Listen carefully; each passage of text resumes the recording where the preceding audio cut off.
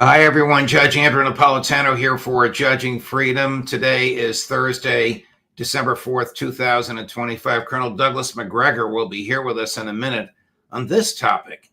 Would it be a crime, a war crime, to attack Venezuela for no legitimate military purpose? Colonel Macgregor, welcome here, my dear friend. Thank you for accommodating my schedule today. Before we get to your thoughts on Venezuela, I'd like you, if it's all right with you, to weigh in on the latest imbroglio involving Secretary of Defense Pete Hegseth. Is it a crime to attack or order the attack of non-combatant, non-violent civilians on a speedboat in the middle of the ocean? Yes. Unless you have some sort of tangible, concrete evidence for their intent to commit an act of violence against your country, against your forces, against your ships, it doesn't make any sense. I mean, that's why we have something called the United States Coast Guard and law enforcement to deal with these kinds of ambiguous situations. What about this? I assume your answer will be the same. This issue of the survivors of the attack. Is there not a legal and moral imperative? And you know this from your expertise in the history of war. This wasn't always followed in World War II. And sometimes the people, I think, correct me if I'm wrong, who didn't follow it were punished. To rescue survivors.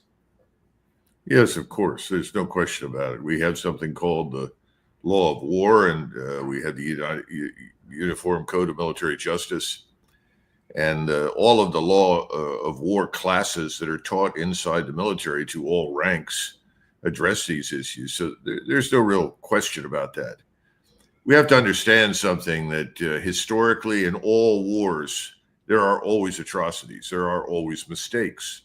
Atrocities are mistakes, but they're deliberate as opposed to accidental killings or harm that's accidental. During World War II, for instance, it was standard practice in the Imperial Japanese Navy that any American sailor, soldier, airman, or Marine who was captured at sea was interrogated and then immediately dropped overboard and sent to the bottom. That was standard practice. There was no exception. That was something the Japanese practiced. As you can imagine, when the opportunity presented itself during World War II for the United States Navy to take revenge, it did so. And so Japanese sailors that were in the water were frequently machine gunned by pilots in order to turn them into effectively shark bait. Now, all these things were wrong. After we came out of the Second World War, we revisited everything. We had to do it again, frankly, after the Korean War because of the way prisoners of war were treated in North Korea. The point is that we know what's right, we know what's wrong. And I'm sure that the people on board ship in the Caribbean, whether they were in small craft or larger vessels, or you were talking about someone flying a drone, it doesn't make any difference. Seeing two people survive a strike on a boat that managed to cling to life and the wreckage of the vessel were not deserving of extermination or annihilation by any means. They could have been picked up. There's something else here that we need to keep in mind. It's always a good idea to get prisoners. The notion that taking prisoners is more of a burden than an asset is misleading. Prisoners are a source of information. You have an interest in capturing prisoners. When you kill prisoners, in other words, you kill somebody who's defenseless in face of your military power, that's terrorism. You're committing an act of terror against your opponent. Now, there are armies that have done that historically, the Japanese, the Mongolian armies, sometimes the Soviet armies, sometimes the German military. We know that, but historically, it makes sense to take prisoners. Then you begin to find out a little bit more about the network, why the people were where they were, what they're likely to do in the future and so forth. So this was a very unnecessary act. Finding two survivors that were on board this boat that allegedly was carrying drugs and killing them was stupid. You have a terrific understanding of law enforcement, Colonel. Prosecutors will tell you the same thing you did. Don't kill, bring them in, charge them.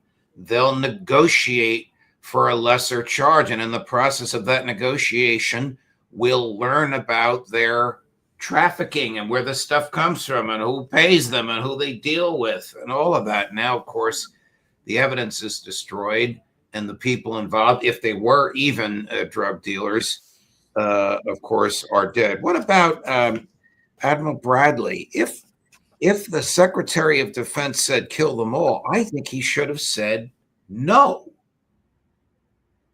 If that, in fact, is what happened, and again, you and I have a lot of experience with the mainstream media. In the military, we say the first report is always wrong. In other words, whatever you're told first about the sighting of the enemy or the interaction with the enemy, that first report is usually emotionally charged and inaccurate. So you tend to take the first report with a grain of salt. I'm trying to do that in this setting because I don't know all the facts. Now, if what is being reported is true, and he received that order from the Secretary of Defense, he had a number of choices, really, not just one or two. He could have said, yes, sir, thank you very much, and ignored it. All right, he's a 4-star admiral. He is in command.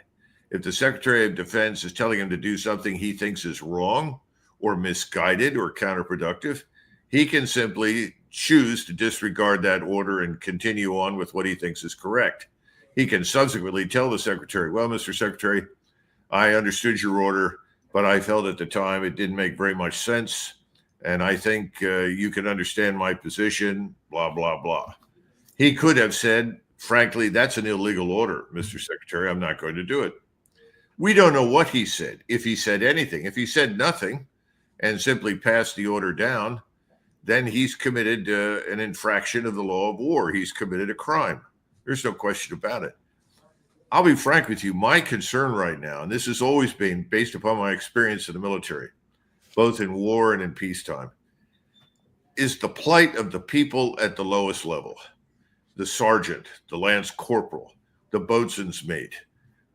These are the people that have to do the dirty work. They're the ones receiving the order. Right. Very difficult for a man at the bottom who knows that his first obligation is obedience. That is true. Obedience is critical to the disciplined military. He's very reluctant not to obey an order, and he has to think this thing through carefully. And he's probably going to conclude that, well, I better do what I'm told, because if I don't, I'm going to be court-martialed. Right. I'm going to be ground up by this machine. The military is a machine. It grinds you up and spits you out if you don't understand how it works. So I'm not terribly interested in crucifying anybody at the lowest level. I'm always interested in where this started. And, you know, the fish rots from the head, Judge. Well, Colonel, we know where it started. It started either with the President of the United States or it started with the Secretary of Defense, who calls himself the Secretary of War. Chris, I'm looking for the montage of the three, starting with Secretary Hegseth, at a time when I worked with him almost every day in 2016, answering, in my view, and I'd like your view, truthfully and accurately, what to do about an illegal order, and then progressing on to what he said 2 days ago. There are some guys at Leavenworth who made really bad choices on the battlefield. And I do think there have to be consequences for abject war crimes. If you're doing something that is just completely unlawful and ruthless, then there is a consequence for that. That's why the military said it won't follow unlawful orders from their commander-in-chief. There's a standard, there's an ethos, there's a belief that we are above what so many things that our enemies or others would do. I watched it live. We knew exactly who was in that boat, we knew exactly what they were doing, and we knew exactly who they represented. I watched that first strike live. As you can imagine, at the Department of War, we got a lot of things to do. So I didn't stick around for the hour and 2 hours, whatever, where all the sensitive site exploitation digitally occurs. So I moved on to my next meeting. I did not personally see survivors, but I stand, because the thing was on fire. It was exploded and fire or smoke. You can't see anything. You got digital. This is called the fog of war. He, since then, posted a meme of a cartoon character called Franklin the Turtle, shooting a military weapon at people in a boat and saying on top, this is something destined for children to read, for your Christmas wish list. I think this is a twisted way of thinking.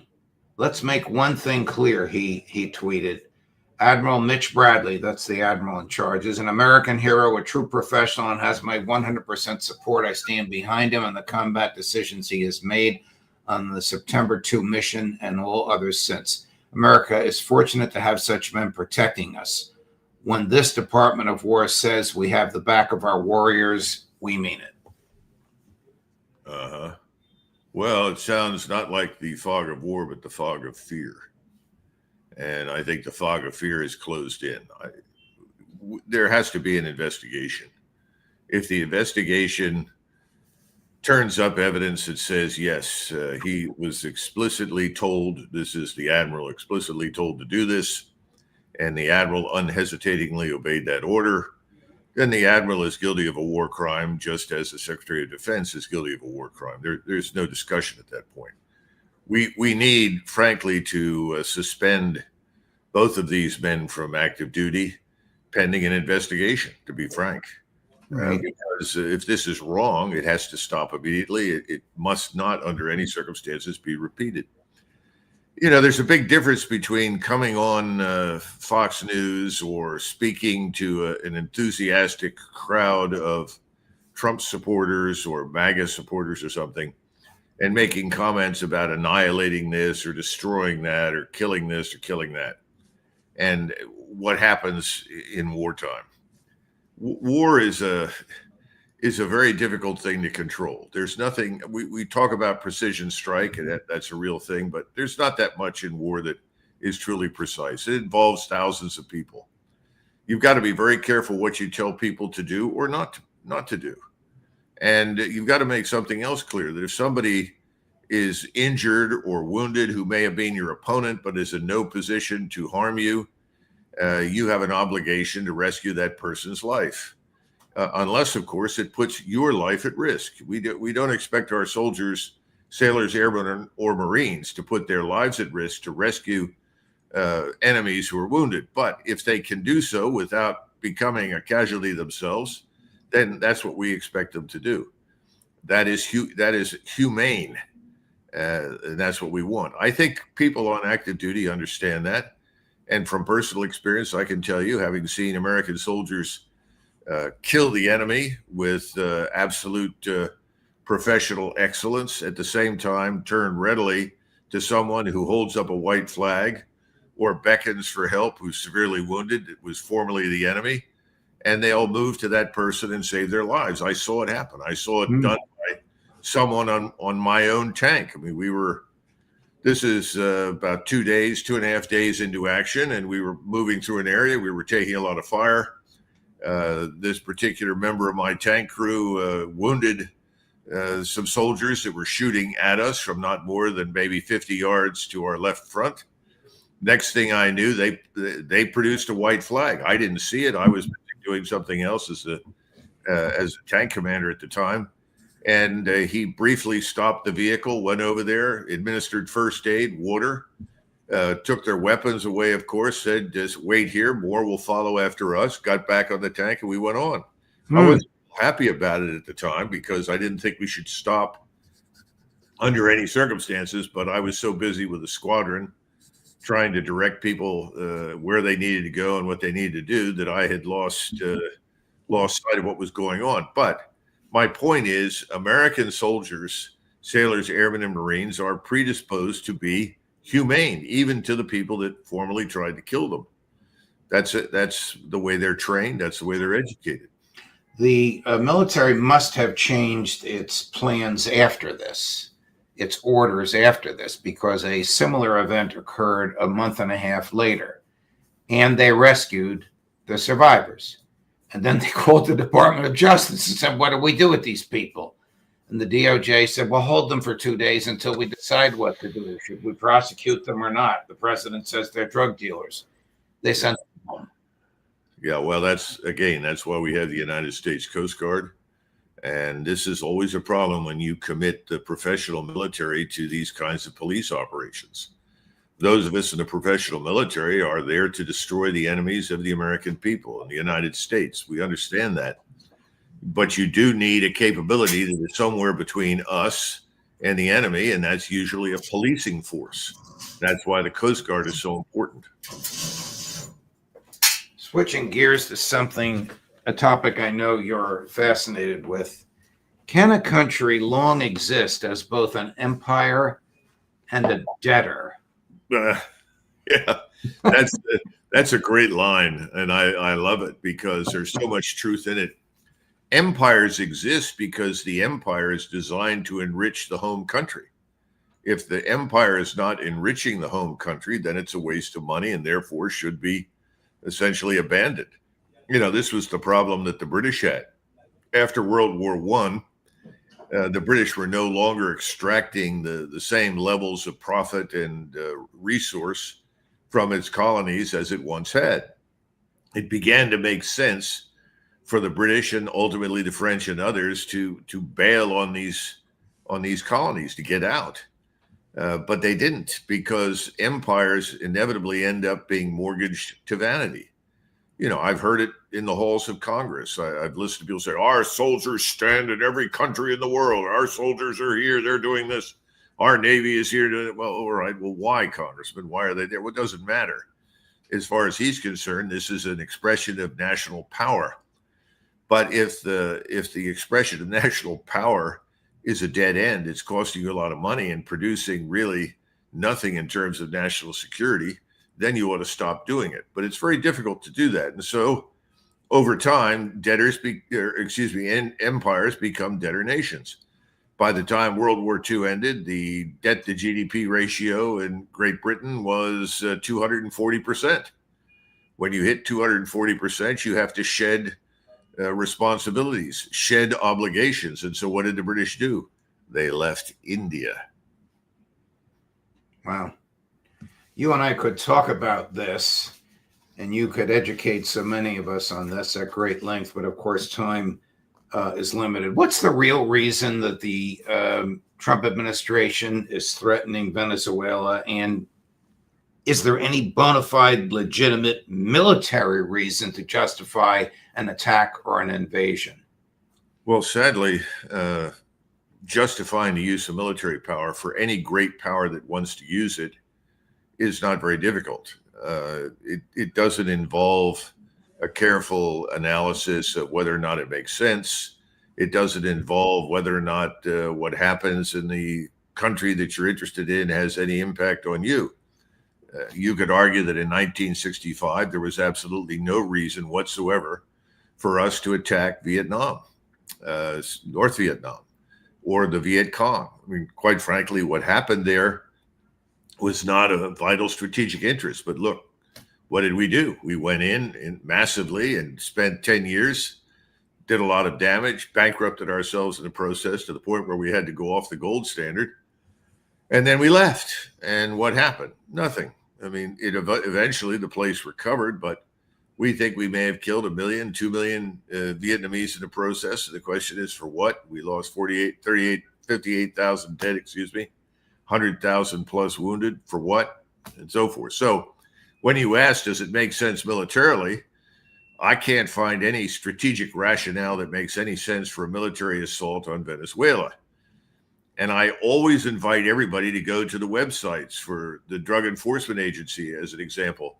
Look at what it says there about the distribution of narcotics and drugs, where they move to, where they come from. And there isn't anything coming out of Venezuela right now that would justify the use of military power on the scale that we have assembled in the Caribbean. It just isn't there. Without a national security or military justification for invading Venezuela, would such an invasion itself be a war crime? I think you can make that argument. You can make the argument that most of the wars that have started could have been avoided, and they were war crimes. I mean, we could go through European history over the last 300 years and find plenty of examples of that. why do states go to war? Well, there are a lot of reasons. Remember, I think it was Thucydides at the beginning of the Peloponnesian Wars that said states go to war over questions of honor. They go to war in order to acquire gold and wealth and territory and population. And they go to war because they feel threatened. I mean, it goes through and lists these things. Not much has changed since Thucydides enumerated those reasons. But the sad part is that, remember, no one at the top bothers to ask anyone at the bottom.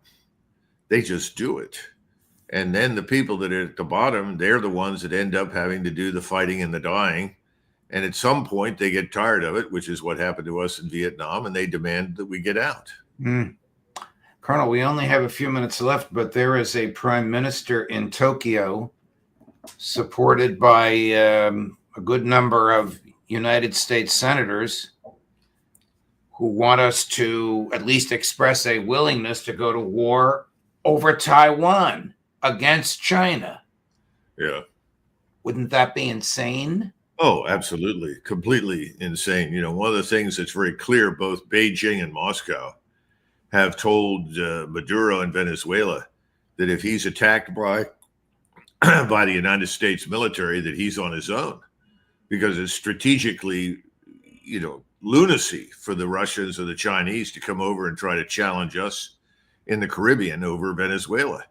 Well, it would be lunacy for us to go to Taiwan and challenge the power and might of the Chinese armed forces over Taiwan. Again, it's back to, what have we done in Ukraine? We fought a war on Russia's doorstep. How dumb can you be? Well, pretty damn dumb. That would be the same thing as challenging us in Mexico. It's impossible.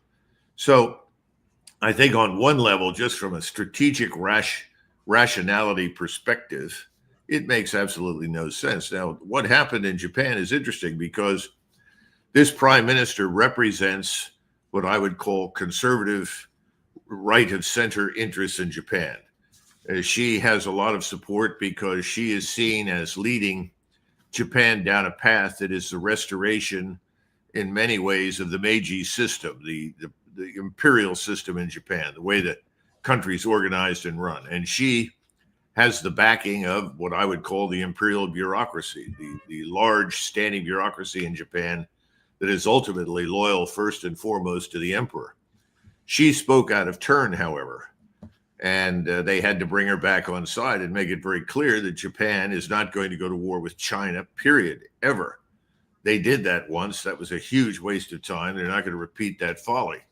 And so she's had to go out and recant and say, look, I misspoke, and we want good relations with China. They do.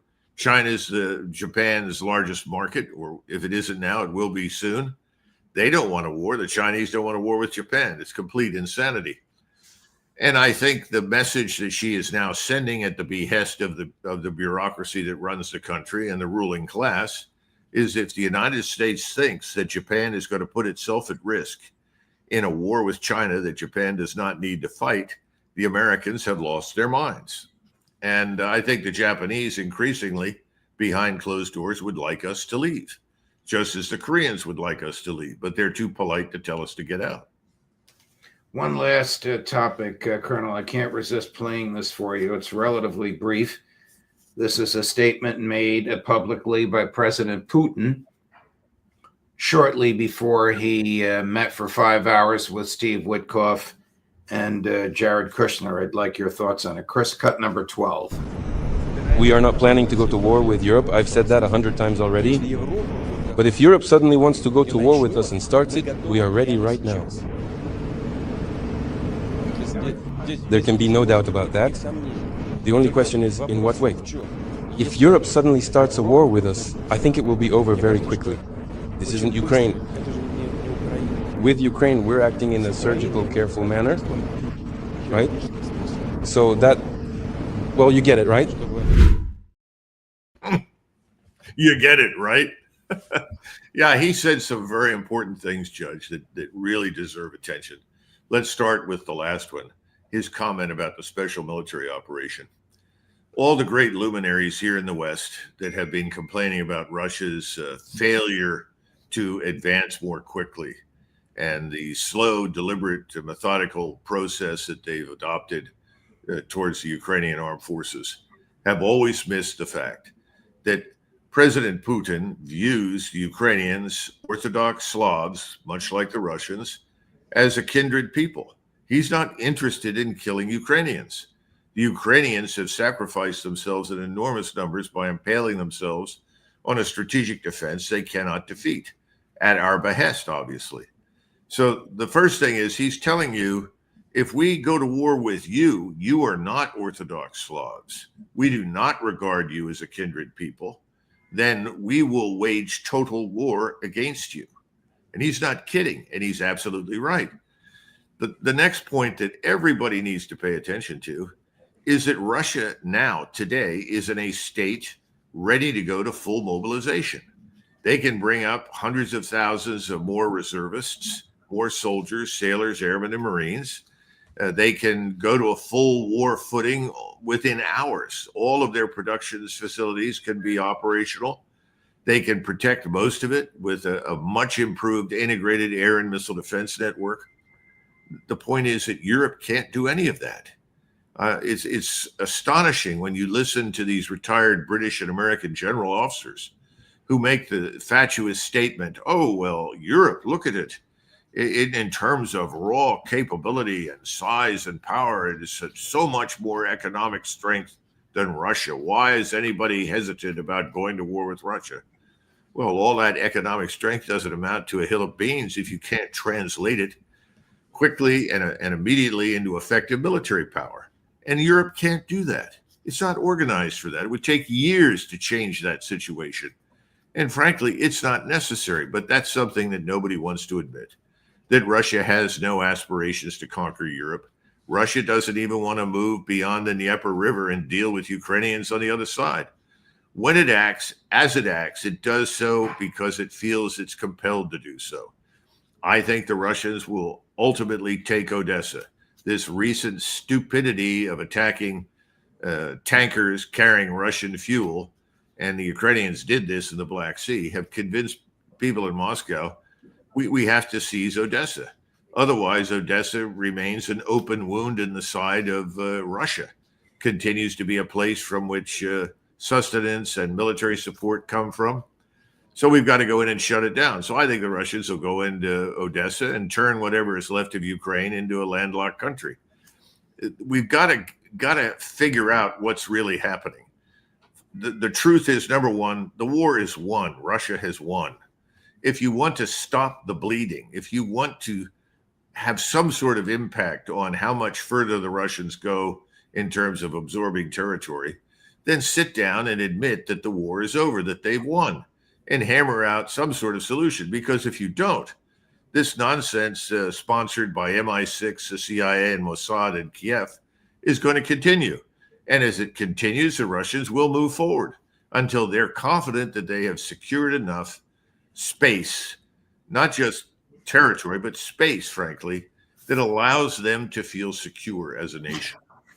We should do this. President Trump understands this. That was something that I think both Witkoff and Kushner probably made very clear to President Trump. And President Trump also knows that we have more important issues to resolve with the Russians, everything from what we're going to do with Arctic exploration and trade routes and commercial interaction and businesses to, a new modus vivendi in Europe regarding who has troops where and when and where they're going to train and so forth. I'm confident that President Trump has heard that. There are still people urging him to support this travesty in Kiev, but it's over, and he just needs to declare it over. And the Europeans, look at Berlin, look at London, look at Paris, look at the unrest in those countries. Those governments are on their last legs. They're over with. So we need to turn the page on Ukraine. We need some measure of stability and quiet there, and that could be achieved with a reasonable agreement with the Russians. Again, I think President Trump knows that he just needs to do it.